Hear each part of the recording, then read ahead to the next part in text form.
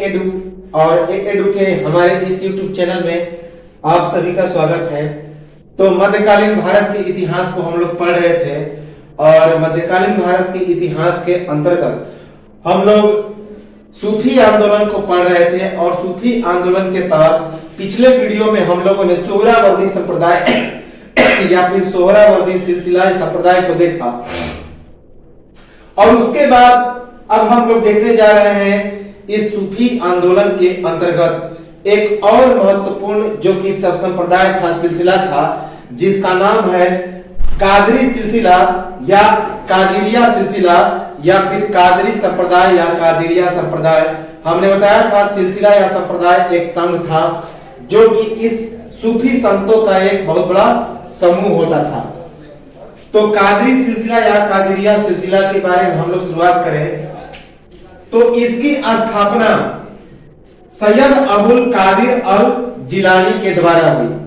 सैयद अबुल कादिर अल जिलानी, जिन्हें पीराने पीर अर्थात संतों का प्रधान तथा पीरे दस्तगीर अर्थात मददगार संत की उपाधि मिली।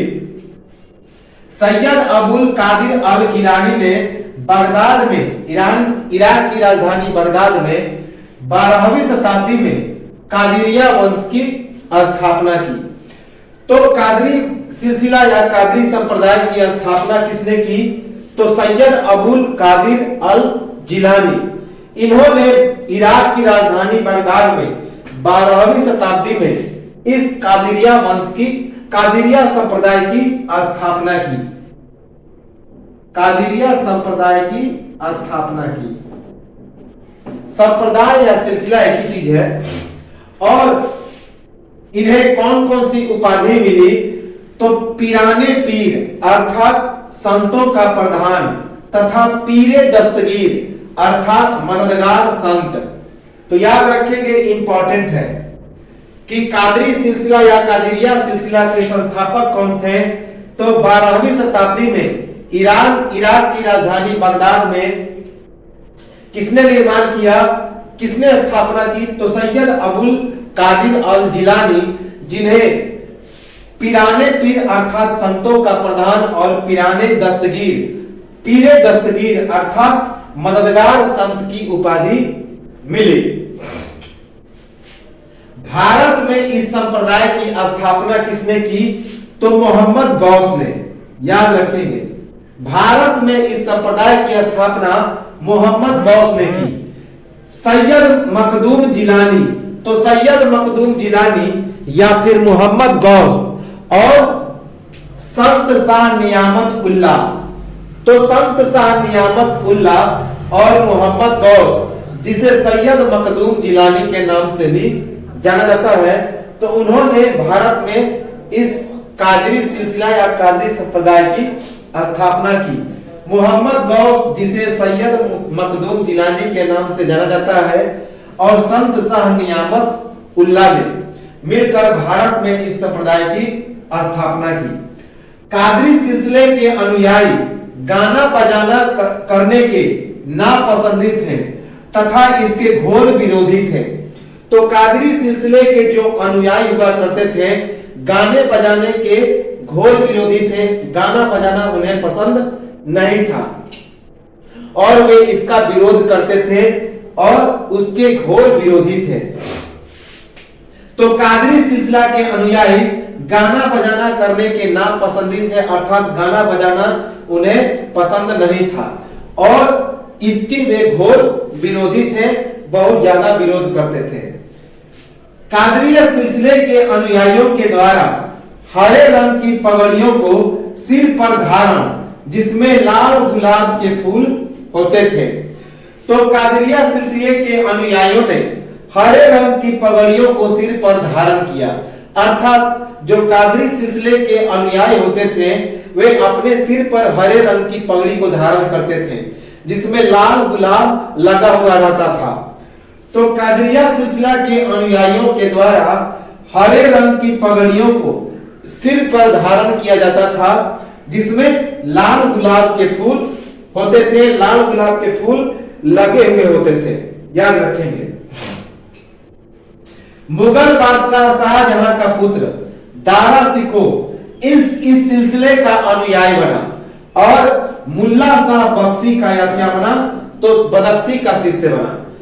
तो मुगल बादशाह शाहजहां का पुत्र दारा शिकोह इस कादरी सिलसिले का अनुयायी बना और मुल्ला शाह बदख्शी जो कि एक सूफी संत थे इस कादरी सिलसिले का, तो मुल्ला शाह बदख्शी का शिष्य बना और इनसे दीक्षा ली। तो मुगल बादशाह शाहजहां का पुत्र दारा शिकोह इस सिलसिले का जो काफी विद्वान था, दारा शिकोह हमने मुगल साम्राज्य के वीडियो में इसे बताया भी है, दारा शिकोह के बारे में पूरा डिटेल बताया है। तो मुगल बादशाह शाहजहां का पुत्र दारा शिकोह इस कादरी सिलसिले का अनुयायी था और कादरी सिलसिले के प्रमुख संत मुल्ला शाह बदख्शी का यह शिष्य था और इन्हीं से इसने दारा शिकोह ने शिक्षा ग्रहण की, दीक्षा ली। सिकंदर लोदी सैयद मखदूम गिलानी का शिष्य था, याद रखेंगे। जो सिकंदर लोदी था वह सैयद मखदूम जिलानी का शिष्य था, इंपॉर्टेंट है। तो सिकंदर लोदी वंश का जो अंतिम शासक था सिकंदर लोदी, वह सैयद मखदूम जिलानी का शिष्य था। अब्दुल कादिर जिलानी के बाद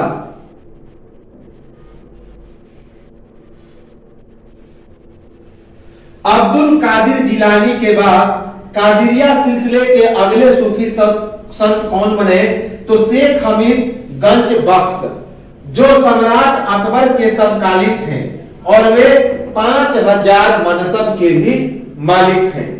तो अब्दुल कादिर जिलानी के बाद इस कादरी सिलसिले के अगले सूफी संत कौन बने, तो उनका नाम था शेख हमीद गंज बख्श जो सम्राट अकबर के समकालीन थे और 5000 मनसब के मालिक थे। उनके पास 5000 मनसब था और वे किस मुगल जो शासक थे उसके समकालीन थे, तो मुगल सम्राट अकबर का वे समकालीन थे। कौन? शेख हमीद गंज बख्श जो अब्दुल कादिर जिलानी के बाद कादिरिया सिलसिले के अगले सूफी संत बने। शेख हमीद गंज बख्श के पुत्र का नाम था शेख मूसा। तो शेख हमीद गंज बख्श के बाद अगला जो सूफी संत बने उनका नाम था शेख मूसा जो शेख हमीद गंज बख्श के क्या थे, तो पुत्र थे। शेख मूसा,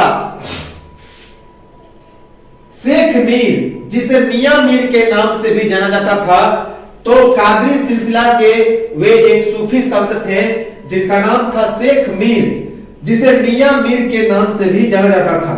वे जहांगीर और शाहजहां दोनों के समकालीन थे। शेख मीर से दारा शिकोह की लाहौर में मुलाकात हुई।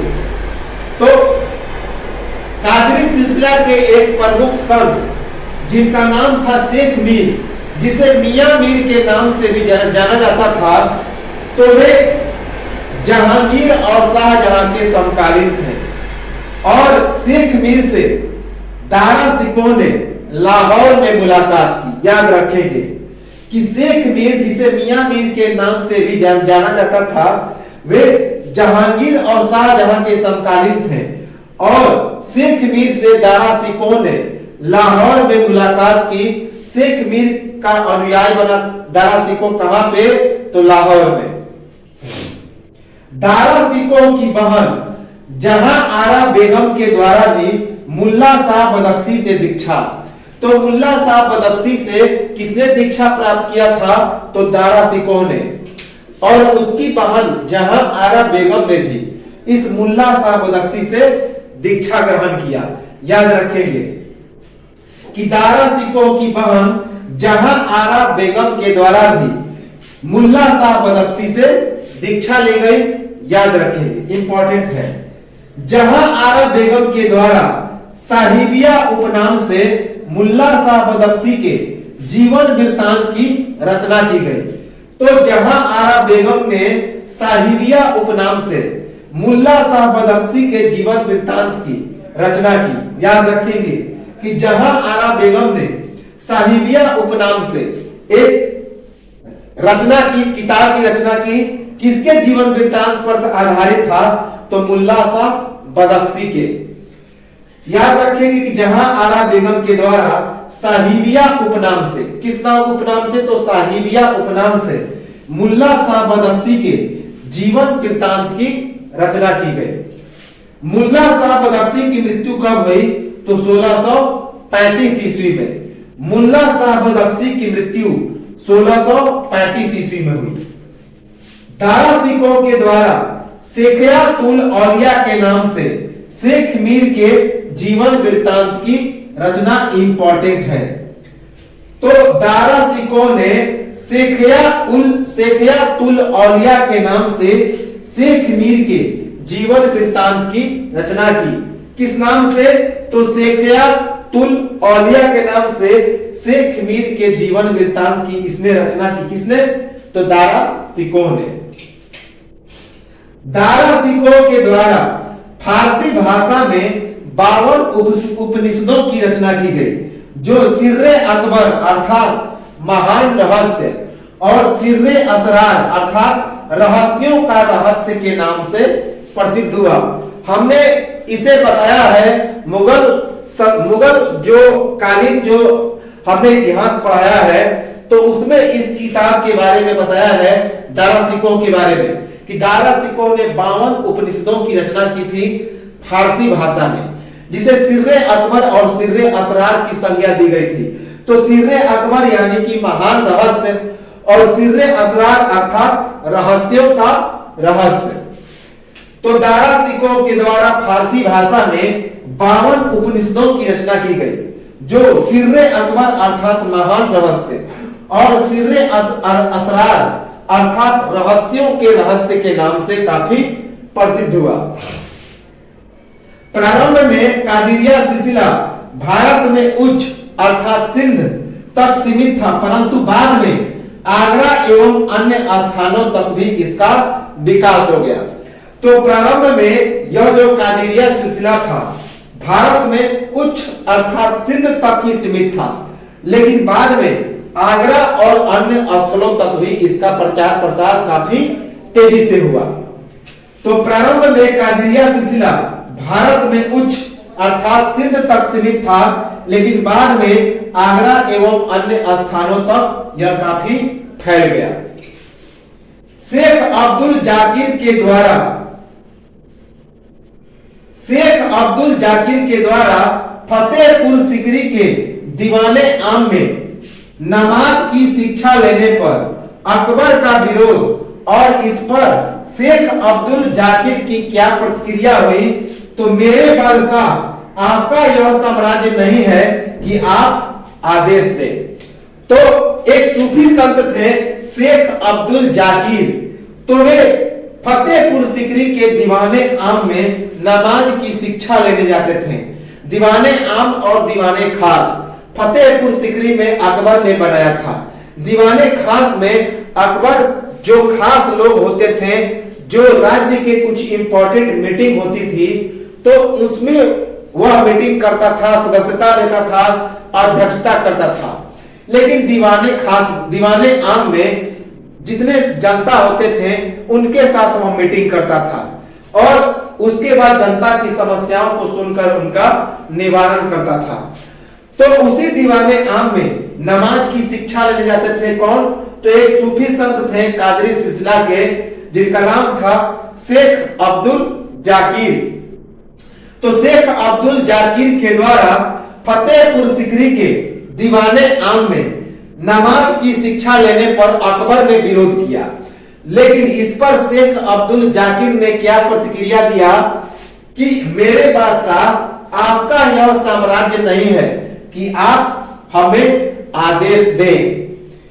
तो शेख अब्दुल जाकिर के द्वारा फतेहपुर सिकरी के दीवाने आम में नमाज की शिक्षा लेने पर अकबर का विरोध किया गया। अकबर ने विरोध किया और इस पर शेख अब्दुल जाकिर ने क्या प्रतिक्रिया दिया कि मेरे बादशाह यह आपका साम्राज्य नहीं है कि आप हमें आदेश दें। तो यह तो था कादरी सिलसिला या कादरिया सिलसिला, कादरी संप्रदाय या कादरिया संप्रदाय। इसके बाद अगला जो सिलसिला आता है उसका नाम था नक्शबंदिया। तो नक्शबंदी सिलसिला या नक्शबंदी संप्रदाय, तो इसके संस्थापक कौन थे? तो 14वीं शताब्दी में ख्वाजा बहाउद्दीन नक्शबंदी। इंपॉर्टेंट है, यह पूछा गया फैक्ट है, बहुत इंपॉर्टेंट है कि नक्शबंदी सिलसिला की स्थापना किसने की? तो 14वीं, इसकी स्थापना 14वीं शताब्दी में ख्वाजा बहाउद्दीन नक्शबंदी ने की। तो 14वीं शताब्दी में ख्वाजा बहाउद्दीन नक्शबंदी ने इस नक्शबंदी सिलसिला या नक्शबंदी संप्रदाय की स्थापना की। भारत में इसकी स्थापना किसने की? तो 1563 से 1603 ईस्वी के बीच ख्वाजा बाकी बिल्लाह ने भारत में स्थापना की। तो भारत में इसकी स्थापना 1563 से 1603 ईस्वी के बीच ख्वाजा बाकी बिल्लाह ने की, याद रखेंगे। अर्थात 16वीं शताब्दी में ख्वाजा बाकी बिल्लाह ने भारत में नक्शबंदी सिलसिला की स्थापना की, जबकि इसकी स्थापना शुरू में कब की गई? तो 14वीं शताब्दी में ख्वाजा बहाउद्दीन नक्शबंदी के द्वारा। सभी सिलसिलों में सर्वाधिक कट्टरपंथी था, अर्थात सनातन इस्लाम में इसकी आस्था थी। तो जितने सारे संप्रदाय थे, जितने सारे सिलसिले थे, उन सभी संप्रदायों और सिलसिलों में यह जो नक्शबंदी सिलसिला था इस्लाम धर्म का कट्टर समर्थक था, अर्थात यह पुरातन इस्लाम को मानने वाला था, याद रखेंगे। सनातन इस्लाम में इसकी आस्था थी। तो सभी सिलसिलों में यह नक्शबंदी सिलसिला सर्वाधिक कट्टरपंथी था और अर्थात यह सनातन इस्लाम में इसकी काफी आस्था थी। नक्शबंदी सिलसिले के अनुयायियों के द्वारा शरीयत अर्थात इस्लामी कानून पर विशेष जोर दिया गया। तो नक्शबंदी सिलसिले के अनुयायियों के द्वारा शरीयत अर्थात इस्लामिक कानून पर विशेष जोर दिया गया, याद रखेंगे कि नक्शबंदी सिलसिलों के अनुयायियों के द्वारा शरीयत अर्थात इस्लामिक कानून पर विशेष जोर दिया गया। नक्शबंदी संप्रदाय के लोग संगीत के विरोधी होते थे। तो जो नक्शबंदी संप्रदाय के लोग होते थे संगीत के काफी विरोधी होते थे, याद रखेंगे कि नक्शबंदी संप्रदाय के लोग संगीत के काफी विरोधी होते थे, इंपॉर्टेंट है। जिस तरह कादरी सिलसिला के लोग गाने बजाने और संगीत के घोर विरोधी थे, तो उसी प्रकार ये नक्शबंदी सिलसिला के जो अनुयायी थे ये भी संगीत और गाने बजाने के पूरी तरह से विरोधी थे। नक्शबंदी संप्रदाय के प्रमुख संत जो पैगंबर मोहम्मद के प्रतिपादित शिष्य थे उनका नाम था शेख अहमद सरहिंदी और ये मुजद्दिद के नाम से प्रसिद्ध थे। मुजद्दिद अर्थात मुजाहिद का अर्थ होता है धर्म सुधारक, इंपॉर्टेंट है, याद रखेंगे कि नक्शबंदी संप्रदाय के प्रमुख सूफी संत थे कौन? तो पैगंबर मोहम्मद साहब के प्रतिपादित शिष्य जिनका नाम था शेख अहमद सरहिंदी और ये मुजद्दिद के नाम से प्रसिद्ध थे। मुजद्दिद या मुजाहिद, इनका अर्थ होता है धर्म सुधारक, अर्थात जो दूसरे धर्म से अपने धर्म में उसकी सुधार करता है। तो नक्शबंदी संप्रदाय के प्रमुख सूफी संत थे पैगंबर मोहम्मद के प्रतिपादित शिष्य जिनका नाम था शेख अहमद सरहिंदी और ये मुजद्दिद या मुजाहिद के नाम से काफी प्रसिद्ध थे। और मुजद्दिद या मुजाहिद का क्या अर्थ होता है? तो उसका अर्थ होता है धर्म सुधारक। शेख अहमद सरहिंदी का क्या कथन था कि मनुष्य और ईश्वर में संबंध स्वामी और सेवक का है और प्रेमी और प्रेमिका का नहीं। तो जो शेख अहमद सरहिंदी थे उन्होंने क्या कहा था कि मनुष्य और ईश्वर में संबंध स्वामी और सेवक का होता है, प्रेमी और प्रेमिका की तरह इनका संबंध नहीं होता। तो शेख अहमद सरहिंदी का कथन था कि मनुष्य और ईश्वर में संबंध स्वामी और सेवक का होता है, न कि प्रेमी और प्रेमिका का। शेख अहमद सरहिंदी के द्वारा वहादतुल वजूद के सिद्धांत की जगह पर वहादतुल सुहूद अर्थात प्रत्यक्षवाद के सिद्धांत का प्रतिपादन किया गया।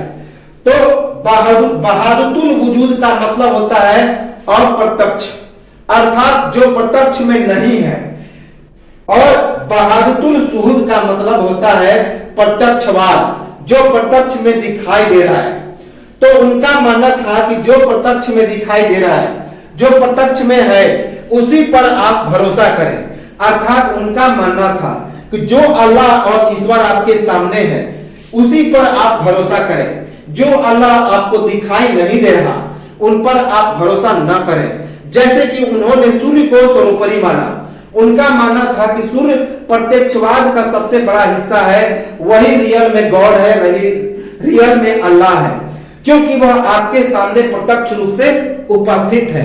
तो इसी कारण उन्होंने किसकी वहादतुल वजूद के सिद्धांत की जगह पर वहादतुल सुहूद अर्थात प्रत्यक्षवाद के सिद्धांत का प्रतिपादन किया। अर्थात अप्रत्यक्षवाद की जगह पे प्रत्यक्षवाद के सिद्धांत को उन्होंने प्रतिपादित किया। तो शेख अहमद सरहिंदी के द्वारा वहादतुल वजूद की सिद्धांत की जगह पर वहादतुल सुहूद अर्थात प्रत्यक्षवाद के सिद्धांत का प्रतिपादन किया गया। शेख अहमद सरहिंदी के पत्रों का संकलन मुक्तवादे रुब्बानी के नाम से प्रसिद्ध।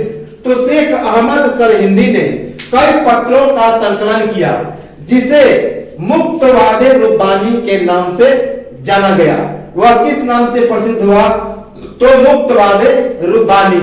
याद रखेंगे कि शेख अहमद सरहिंदी के पत्रों का संकलन मुक्तवादे रुब्बानी के नाम से काफी प्रसिद्ध हुआ। शेख अहमद सरहिंदी के द्वारा शिया संप्रदाय तथा दीन इलाही की आलोचना। तो शेख अहमद सरहिंदी ने शिया संप्रदाय और दीन इलाही किसने चलाया था? तो सभी धर्मों के एकता को बनाए रखने के लिए अकबर ने दीन इलाही नामक एक धर्म को चलाया था। तो इस शेख अहमद सरहिंदी ने शिया संप्रदाय और दीन इलाही की काफी आलोचना की। हमने बताया था कि शिया जो होते हैं वे इस्लाम धर्म के कट्टर समर्थक नहीं होते, लेकिन ये इस्लाम धर्म के कट्टर समर्थक थे। तो इसी कारण शेख अहमद सरहिंदी ने शिया संप्रदाय और दीन इलाही की काफी आलोचना की। शेख अहमद सरहिंदी के कौन कौन से शिष्य थे? तो जहांगीर, याद रखेंगे, जहांगीर नूर जहां के बढ़ते प्रभाव को रोकने के लिए इनका शिष्य बना। तो शेख अहमद सरहिंदी का प्रमुख शिष्य कौन था? तो जहांगीर था। और जहांगीर क्यों शिष्य बना? तो जहांगीर नूर जहां के बढ़ते प्रभाव को रोकने के लिए इनका शिष्य बना। याद रखेंगे कि शेख अहमद सरहिंदी का शिष्य बना जहांगीर। क्यों बना? तो नूर जहां के बढ़ते प्रभाव को रोकने के लिए जहांगीर शेख अहमद सरहिंदी का शिष्य बना। ख्वाजा बाकी बिल्लाह बेरंग का 17वीं शताब्दी में काबुल से भारत आगमन और इनके द्वारा पैगंबर मोहम्मद साहब के उपदेशों पर बल। इंपॉर्टेंट है कि 17वीं शताब्दी में एक सूफी संत जिनका नाम था ख्वाजा बाकी बिल्लाह बेरंग, वे काबुल से भारत आए और इन्होंने पैगंबर मोहम्मद साहब के उपदेशों का काफी प्रचार प्रसार किया, उनके उपदेशों पर काफी बल दिया। तो ख्वाजा बाकी बिल्लाह बेरंग का 17वीं शताब्दी में काबुल से भारत आगमन हुआ और इन्होंने पैगंबर मोहम्मद साहब के उपदेशों पर काफी बल दिया। ख्वाजा स्वाद महमूद नक्शबंदी, ख्वाजा स्वाद महमूद नक्शबंदी सिलसिला के प्रमुख संत थे। कहां के? तो कश्मीर के। और ये अकबर एवं जहांगीर दोनों के समकालीन थे। तो याद रखेंगे ख्वाजा स्वाद महमूद नक्शबंदी सिलसिला के एक प्रमुख सूफी संत थे जो कश्मीर के इलाके में थे और ये अकबर एवं जहांगीर दोनों के समकालीन थे। याद रखेंगे क्या नाम था? तो ख्वाजा ख्वाजा स्वान महमूद। शेख अहमद सरहिंदी के पुत्र शेख मासूम के शिष्य कौन थे? तो औरंगजेब। तो शेख अहमद सरहिंदी के पुत्र भी सूफी संत थे जिनका नाम था शेख मासूम। याद रखेंगे, शेख मासूम। और इन्हीं शेख मासूम का शिष्य था औरंगजेब। इंपॉर्टेंट है। तो शेख अहमद सरहिंदी के पुत्र थे शेख मासूम, जिनके शिष्य का नाम क्या था? तो औरंगजेब। याद रखेंगे। नक्शबंदी संप्रदाय के दूसरे महासंत दिल्ली के वहीदुल्ला थे, जो 1760 ईस्वी से 1762 ईस्वी तक सूफी संत थे। तो नक्शबंदी संप्रदाय के जो दूसरे महासंत थे, किसके बाद? तो सरहिंदी के बाद। तो शेख अहमद सरहिंदी के बाद इस नक्शबंदी सिलसिला के दूसरे महासंत थे, उनका नाम था दिल्ली के वहीदुल्ला, जो 1760 ईस्वी से 1762 ईस्वी तक नक्शबंदी सिलसिला के, नक्शबंदी संप्रदाय के सूफी संत रहे। वहीदुल्ला के द्वारा बहादुतुल वजूद तथा बहादुतुल सुहूद को समन्वय किया गया। वहीदुल्ला के अनुसार बहादुतुल वजूद तथा बहादुतुल सुहूद में कोई अंतर नहीं। तो प्रत्यक्षवाद और अप्रत्यक्षवाद दोनों को वहीदुल्ला ने क्या कर दिया था? समन्वित कर दिया, साथ में जोड़ दिया। तो वहीदुल्ला के द्वारा बहादुतुल वजूद अर्थात प्रत्यक्षवाद, अप्रत्यक्षवाद और बहादुतुल सुहूद अर्थात प्रत्यक्षवाद दोनों का समन्वय कर दिया गया, दोनों को एक साथ जोड़ दिया गया। उनका मानना था कि बहादुतुल वजूद और बहादुतुल सुहूद इन दोनों में कोई अंतर नहीं है, अर्थात प्रत्यक्षवाद और अप्रत्यक्षवाद दोनों एक समान है। जो प्रत्यक्ष में है वो भी अल्लाह का ही माध्यम है, और जो अप्रत्यक्ष में है वह भी अल्लाह का ही माध्यम है। यह कहना था किसका? तो वहीदुल्ला का, जो प्रमुख सूफी संत थे नक्शबंदी सिलसिला के। शेख मासूम के कहने पर ही औरंगजेब के द्वारा पुनः जजिया कर की शुरुआत। तो शेख मासूम का यह शिष्य था औरंगजेब, और इन्हीं के कहने पर औरंगजेब ने एक बार फिर से जजिया कर की शुरुआत कर दी गई थी। हमने बताया था इसे मुगल के वीडियो में। तो मुगल कालीन औरंगजेब के वीडियो में हम लोग ये पढ़ चुके हैं औरंगजेब के बारे में, कि औरंगजेब ने एक बार फिर से जजिया कर की शुरुआत की थी। जजिया कर गैर मुसलमानों पर लगाया जाने वाला एक धार्मिक कर था। तो इसके बारे में आप लोग उस वीडियो को देख लेंगे तो काफी चीजें समझ में आ जाएंगी। तो शेख मासूम के कहने पर, जो कि औरंगजेब के गुरु थे, तो इसी शेख मासूम के कहने पर औरंगजेब ने एक बार फिर से जजिया कर की शुरुआत कर दी। तो यह तो था कादरी सिलसिला और नक्शबंदी सिलसिला। नक्शबंदी सिलसिला को हम लोग और आगे देखेंगे, कुछ और फैक्ट बचे हैं और इसे हम लोग कंटिन्यू करेंगे और देखेंगे अगले वीडियो में, और उसके बाद कुछ समय के बाद देखेंगे और यह नक्शबंदी सिलसिला भी समाप्त हो जाएगा। तो एक स्क्रीनशॉट लें और हम लोग मिलेंगे कुछ समय के बाद।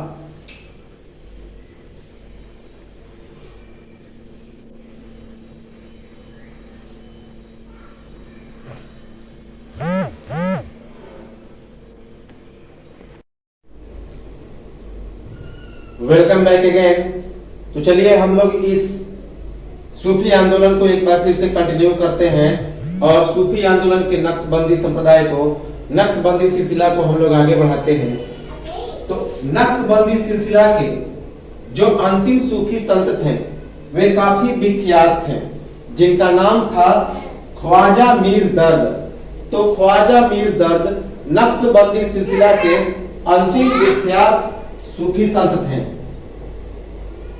याद रखेंगे, जिनके द्वारा एक इल्मे इलाही अहमद, तो इल्मे इलाही मोहम्मद नामक एक मत की शुरुआत की गई। इस मत के अनुसार क्या कहा गया कि मनुष्य का कर्तव्य है कि वह कुरान का पूर्णतः पालन करे। तो नक्शबंदी सिलसिला के जो अंतिम सूफी संत थे वे काफी विख्यात सूफी संत थे जिनका नाम था ख्वाजा मीर दर्द, जिन्होंने इल्मे इलाही मोहम्मद नामक एक मत की शुरुआत की। और इस मत में क्या कहा गया कि मनुष्य का कर्तव्य है कि वह कुरान का पूरी तरह से पालन करे। याद रखेंगे, मीर दर्द उर्दू और फारसी के अच्छे कवि थे। जो ख्वाजा मीर दर्द थे वे उर्दू और फारसी के बहुत ही अच्छे कवि थे। याद रखेंगे कि ख्वाजा मीर दर्द उर्दू और फारसी के बहुत ही अच्छे कवि थे। मीर दर्द से जो पहले सूफी संत थे उनका नाम था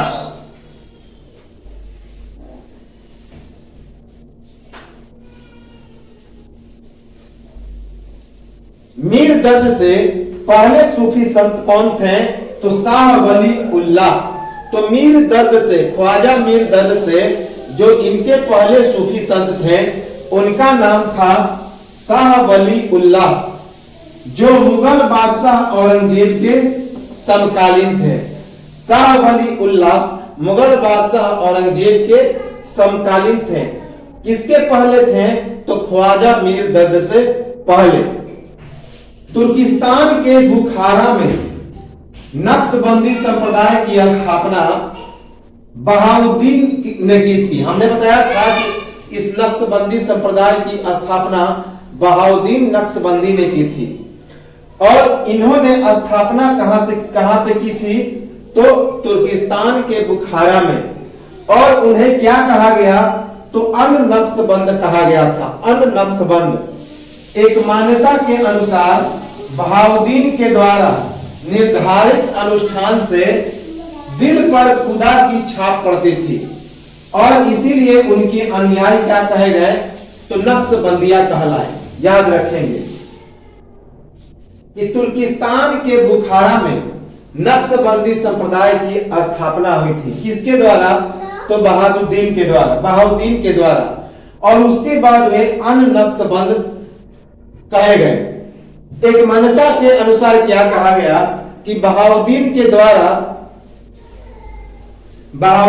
द्वारा निर्धारित अनुष्ठान से दिल पर खुदा की छाप पड़ती थी, इसीलिए इस संप्रदाय के जो अनुयायी थे वे नक्शबंदिया कहलाए। नक्शबंदिया, याद रखेंगे। तो इस नक्शबंदिया संप्रदाय की स्थापना कहां पे हुई? तो तुर्किस्तान के बुखारा में। किसके द्वारा हुई थी? हमने बताया था बहाउद्दीन के द्वारा। और इसके बाद वे अन नक्शबंद कहे गए।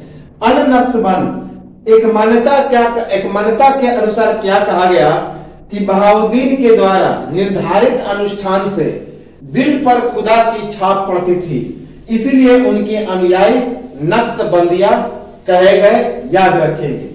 तो यह तो था नक्शबंदिया संप्रदाय।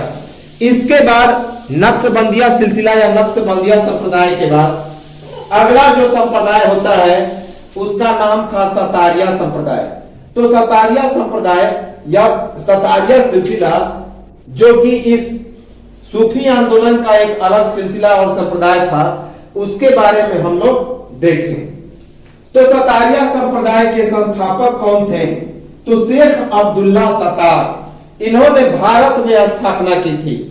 शेख अब्दुल्ला सत्तार ये सतारिया संप्रदाय के संस्थापक थे, जिन्होंने इस संप्रदाय की स्थापना भारत में की थी। शेख अब्दुल्ला सत्तार। इस संप्रदाय के अंतर्गत साधक को कम समय में फना और बका की अवस्था प्राप्त होती थी, अर्थात मोक्ष और आत्मा की प्राप्ति। मोक्ष की प्राप्ति और आत्मा की प्राप्ति।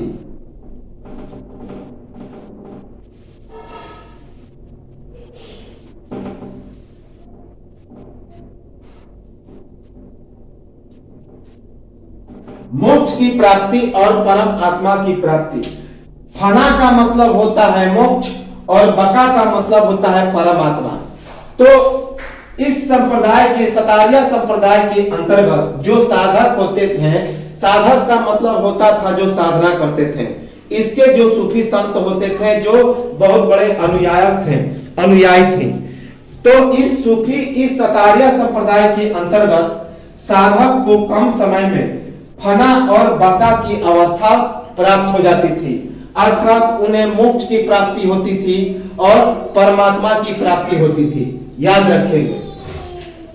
इस शाखा के दूसरे संत थे शाह मोहम्मद गौस, जिनके दो प्रसिद्ध ग्रंथ लिखे गए, पहला जवाहिरे खस्मा और दूसरा अखबारे गौसिया।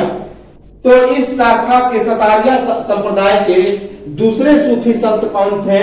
तो उनका नाम था शाह मोहम्मद गौस, जिन्होंने दो प्रसिद्ध ग्रंथों की रचना की। एक का नाम था जवाहिरे खस्मा और दूसरे का नाम था अबरारे गौसिया। तो जवाहिरे खस्मा और अबरारे गौसिया किसने लिखा था? तो शाह मोहम्मद गौस, जो कि सतारिया संप्रदाय के एक प्रमुख सूफी संत थे। सतारिया संप्रदाय एशिया और ईरान में इस्किया कही जाती थी, जबकि तुर्की में बिस्तानिया के नाम से प्रसिद्ध था। तो सतारिया संप्रदाय को एशिया और ईरान में क्या कहा जाता था? तो इसे इस्किया कहा जाता था, जबकि तुर्की में इसे बिस्तानिया के नाम से जाना जाता था। याद रखेंगे कि एशिया और ईरान में सतारिया संप्रदाय को इस्किया, जबकि तुर्की में बिस्तानिया के नाम से जाना जाता था। शेख अब्दुल्ला सतार के बाद अगला जो सूफी संत बने इस सतारिया संप्रदाय के, उनका नाम था शेख अब्दुल्ला सतारी, जो शेख मोहम्मद आरिफ के शिष्य हुआ करते थे। तो शेख अब्दुल्ला सतार के बाद अगले सूफी संत हुए इस सतारिया संप्रदाय में, उनका नाम था शेख अब्दुल्ला सतारी, जो शेख मोहम्मद आरिफ के शिष्य थे। किसके शिष्य? तो शेख मोहम्मद आरिफ।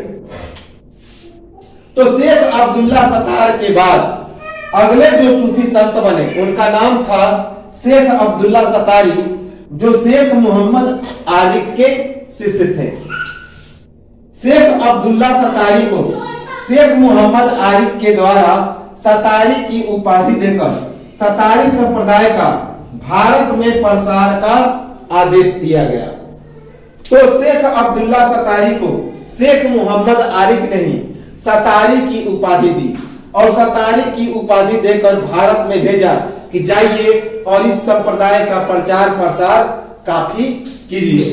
तो याद रखेंगे कि शेख अब्दुल्ला सतारी को किसने सतारी की उपाधि दी? तो शेख मोहम्मद आरिफ ने, और इन्होंने ही कहा और यह उपाधि देकर उन्हें भारत भेजा और भारत में इस सतारिया संप्रदाय को प्रचार प्रसार करने के लिए कह दिया। तो शेख अब्दुल्ला सतारी को शेख मोहम्मद आरिफ के द्वारा सतारी की उपाधि देकर सतारी संप्रदाय का भारत में प्रसार का आदेश दिया गया। शेख अब्दुल्ला सतारी के बाद सतारिया संप्रदाय का बंगाल में खूब प्रचार प्रसार किया गया। तो शेख अब्दुल्ला सतारी ने सतारिया संप्रदाय का कहां पे मुख्यालय बनाया? तो बंगाल में, अर्थात बंगाल में इसका काफी प्रचार प्रसार किया। और वहीं पे इनकी मुलाकात किससे हुई? तो शेख काजिम हाजीपुरी से, और शेख काजिम हाजीपुरी उनके शिष्य बन गए। याद रखेंगे कि शेख अब्दुल्ला सतारी ने सतारिया संप्रदाय को प्रचार करने के लिए कौन सा इलाका चुना? तो बंगाल का इलाका चुना, और बंगाल में ही इनकी मुलाकात शेख काजिम हाजीपुरी से हुई, और शेख काजिम हाजीपुरी वहीं पर इनके शिष्य बन गए शेख अब्दुल्ला सतारी के। याद रखेंगे कि शेख अब्दुल्ला सतारी के द्वारा सतारिया संप्रदाय का बंगाल में मुख्यालय बनाकर वहां पे खूब प्रचार प्रसार किया गया, और वहीं पर उनकी मुलाकात शेख काजिम हाजीपुरी से हुई, और शेख काजिम हाजीपुरी उनके शिष्य बन गए। शाह मोहम्मद गौस किसके समकालीन थे? तो हुमायूं के समकालीन थे। याद रखेंगे कि शाह मोहम्मद गौस हुमायूं के समकालीन थे, बहुत ही इंपॉर्टेंट है, यह फैक्ट आया हुआ है कि शाह मोहम्मद गौस किसके समकालीन थे, जो कि सतारिया संप्रदाय के एक सूफी संत थे, तो मुगल सम्राट हुमायूं के समकालीन थे, मुगल बादशाह हुमायूं के समकालीन थे। शाह मोहम्मद गौस के द्वारा अपने संप्रदाय का प्रचार प्रसार कहां पे किया गया, तो ग्वालियर में किया गया, और यहीं पर तानसेन उनके शिष्य बने। हमने बताया था कि तानसेन कहां से संबंधित था, तो ग्वालियर से, और ग्वालियर में ही शाह मोहम्मद गौस अपने संप्रदाय का प्रचार प्रसार किया और ग्वालियर को ही अपना मुख्यालय बनाया। और ग्वालियर में ही शाह मोहम्मद गौस की मुलाकात किससे हुई, तो जो प्रमुख अकबर के नवरत्न में थे, गायन में माहिर थे, उनका नाम था तानसेन। तो तानसेन उनके शिष्य बने ग्वालियर में ही। याद रखेंगे कि शाह मोहम्मद गौस के द्वारा अपने संप्रदाय का प्रचार प्रसार कहां पे किया गया, तो ग्वालियर में, और ग्वालियर में ही तानसेन उनके शिष्य बने। शाह मोहम्मद गौस के द्वारा प्रसिद्ध ग्रंथ अमृत कुंड का फारसी भाषा में बहर उल हयात के नाम से परिवर्तित किया गया, और इस किताब में योगियों का विवरण है। योगी का मतलब होता है जो जोगी होते हैं, जो द्वार पे भिक्षा मांगते हैं, जिन्हें अपने समाज से कोई मतलब नहीं रहता, प्राकृतिक परिवेश में जीते हैं। तो इस किताब में उन्हीं उसी का वर्णन किया गया है। बहर उल हयात में योगियों का वर्णन है। इस किताब का पुराना नाम था, इस किताब का संस्कृत नाम था अमृत कुंड, और यह फारसी भाषा में लिखा गया तो उसका नाम बदल के हो गया बहर उल हयात। इस किताब में योगियों का विवरण है। तो शाह मोहम्मद गौस के द्वारा प्रसिद्ध संस्कृत ग्रंथ अमृत कुंड का फारसी भाषा में बहर उल हयात के नाम से परिवर्तन किया गया। बहर उल हयात के नाम से फारसी भाषा में उसे लिखा गया, जो कि योगियों का, इस किताब में योगियों का वर्णन किया गया है। शाह मोहम्मद गौस के बाद अगले सूफी संत बने इनके शिष्य शाह वजीउद्दीन, जिन्होंने गुजरात में अपना मठ की स्थापना की और वहीं पर खूब प्रचार प्रसार किया। तो शाह मोहम्मद गौस के बाद अगले जो सूफी संत बने सतारिया संप्रदाय के, उनके शिष्य जिनका नाम था शाह वजीउद्दीन। तो शाह वजीउद्दीन जिन्होंने गुजरात में अपना मठ की स्थापना किया और वहीं पर यह अपने सतारिया संप्रदाय का काफी प्रचार प्रसार किए। शाह वजीउद्दीन के समय शाहजहां और औरंगजेब थे। याद रखेंगे कि शाह वजीउद्दीन के जो समकालीन शासक थे वे कौन थे, तो मुगल शासक थे शाहजहां और औरंगजेब। प्रमाणिक तौर पर सतारिया संप्रदाय के अंतिम संत कौन थे, तो शाह वजीउद्दीन। शाह वजीउद्दीन को ही प्रमाणिक तौर पर अंतिम सूफी संत माना जाता है इस सतारिया संप्रदाय का। लेकिन इसके बाद भी सूफी संत हुए। शाह वजीउद्दीन के द्वारा गुजरात, ग्वालियर,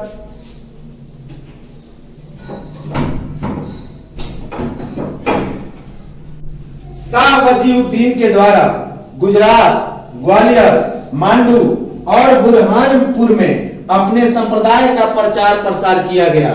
तो शाह वजीउद्दीन ने गुजरात, ग्वालियर, मांडू और बुरहानपुर में अपने इस सतारिया संप्रदाय का काफी प्रचार प्रसार किया।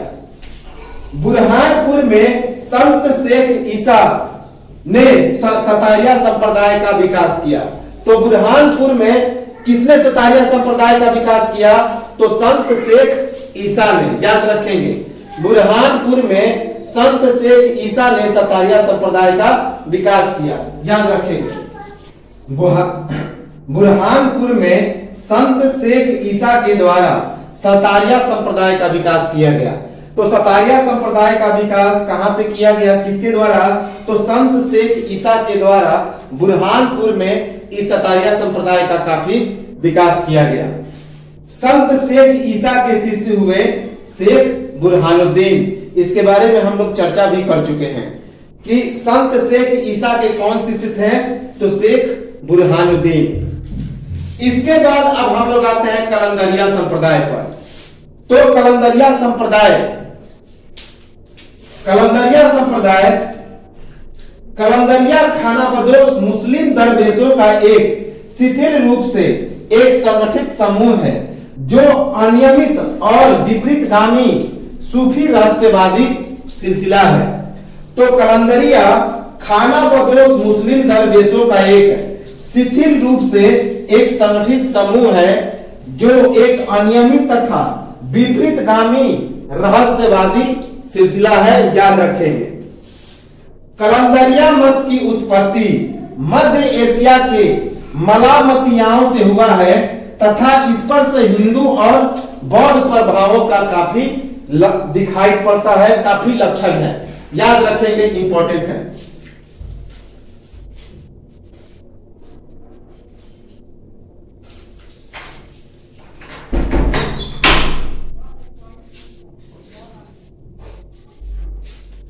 कलंदरिया मत की उत्पत्ति मध्य एशिया के मलामतियाओं से हुआ है और इस पर हिंदू और बौद्ध के प्रभावों का सबसे ज्यादा प्रभाव पड़ा है, याद रखेंगे कि कलंदरिया मत की उत्पत्ति मध्य एशिया के मलामतियाओं से हुआ है और इन पर सबसे ज्यादा प्रभाव किस पर पड़ा है, तो हिंदुओं और बौद्धों का।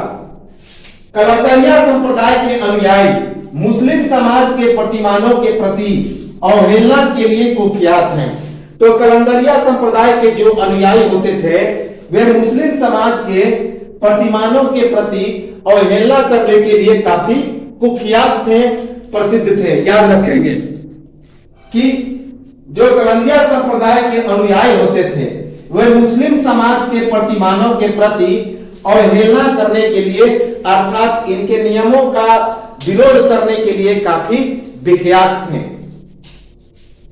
कलंदरिया संप्रदाय के अनुयायियों के द्वारा नशीले पदार्थ का सेवन, अभद्र व्यवहार, सिर, चेहरा और भौं को मुड़वाना, केवल कंबल ओढ़ना और जांघों तक लंबी ऊनी कमीज पहनना, घुमंतू जीवन बिताना और सभी की कार्यों को कानूनी बताना वैध माना जाता था।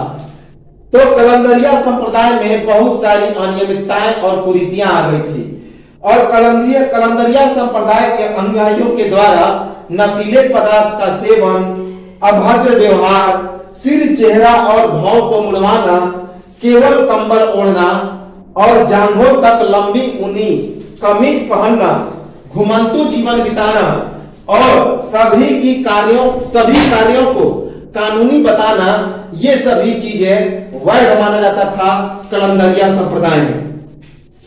कलंदरिया संप्रदाय की स्थापना कब हुई, तो 11वीं शताब्दी में खुरासान में हुई और उसके बाद इसका प्रचार प्रसार भारत, सीरिया और ईरान में हुआ।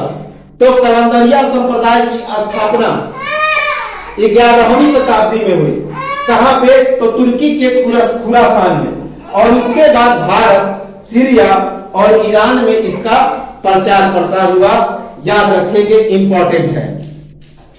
इसके संस्थापक कौन थे, तो अब्दुल अजीज मक्की।